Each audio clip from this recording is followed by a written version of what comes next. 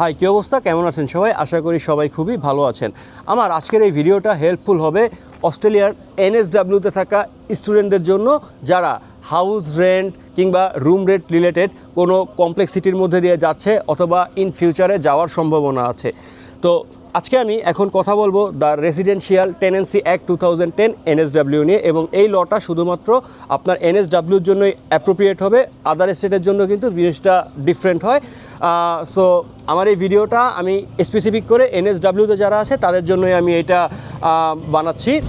তো আমাদের এখানে অনেক সমস্যাই হয়, অনেক স্টুডেন্টই বাসা ভাড়া নেওয়ার পরে দেখে বিভিন্ন ঝামেলায় পড়ে যায়।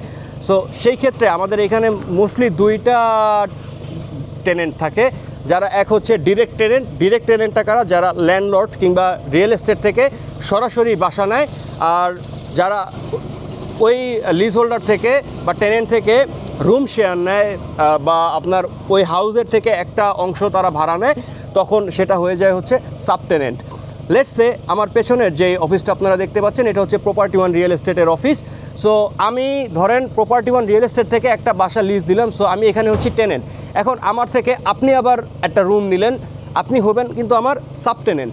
সো সাবটেনেন্ট হিসাবে হওয়ার আগেই আমরা কি করি, ভার্বালি একটা ডিল করে ফেলি যে আমি আপনার বাসায় নেক্সট উইক থেকে উঠতেছি, আমি আপনাকে এই পেমেন্টটা দিলাম, বন্ড মানি এত, চললো 1-2 মাস, তারপর দেখা যায় ইন মিডলে একটা সমস্যা হলো, তখন কি বললো, লিজ হোল্ডার যিনি আছেন সে বললো যে ভাই go out from my home, তোমার দরকার নেই আমার বাসায়। তো আপনি কিন্তু একটা হ্যাসেলে পড়েন। সো সাবটেনেন্ট হিসাবে আপনি যখন যাবেন, তখন আপনি আপনার টেনেন্টের সাথে একটা রিটেন এগ্রিমেন্টে যাবেন। ওই এগ্রিমেন্টের মধ্যে আপনার হাউস রেন্ট কত, বন্ড কত, এবং আপনি কিভাবে তাকে টাকাটা পে করবেন, এই ফুল ডিটেলসটা লিখে আপনার ইমেল থেকে তার ইমেইলের মধ্যে আপনি ফরওয়ার্ড করে রাখবেন, যাতে আপনার কাছে একটা রিটেন ডকুমেন্টস থাকে। সেই ক্ষেত্রে সে কিন্তু চাইলে আপনাকে অনাকাঙ্ক্ষিত কোনো নোটিশ দিতে পারে না।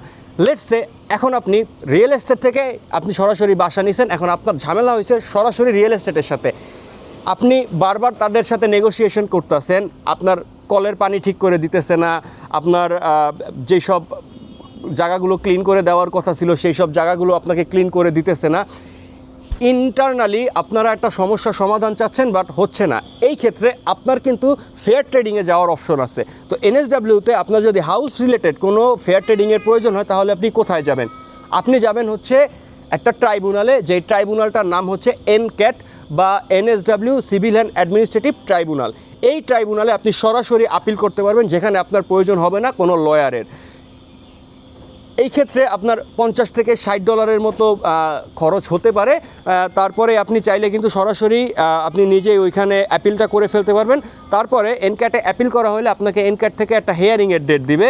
হেয়ারিংটা 3টাভাবে হইতে পারে, একটা হইতে পারে আপনার ওভার দ্য ফোন, অথবা আপনার ওভার দ্য ভিডিও কল, অথবা আপনি সরাসরি কোর্টে গিয়ে সেখানে আপনি আপনার হেয়ারিংটা করতে পারবেন, এবং দুই পক্ষকেই ডাকা হবে, দুই পক্ষের কথাই ওইখান থেকে শোনা হবে, এনক্যাট শুনবে। এনক্যাট শোনার পরে এনক্যাটের কিন্তু রাইট আছে আপনাকে একটা ফাইনাল ডিসিশন দেওয়ার দুই পক্ষকেই, এবং ওই ফাইনাল ডিসিশনে যেটা হবে ওইটা দুই পক্ষকেই মেনে নিতে হবে।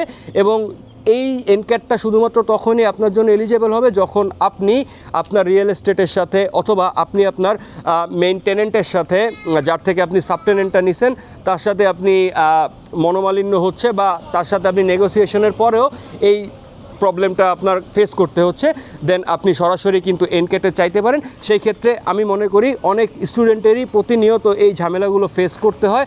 আপনারা যদি এই এনক্যাটের থ্রুতে যান, আর যদি একটা নর্মালি আপনারা যদি একটা রিটেন এগ্রিমেন্ট করে রাখেন সাবটেনেন্টের জন্য, আই হোপ আপনাদের আর এই সমস্যাগুলো পোহাতে হবে না।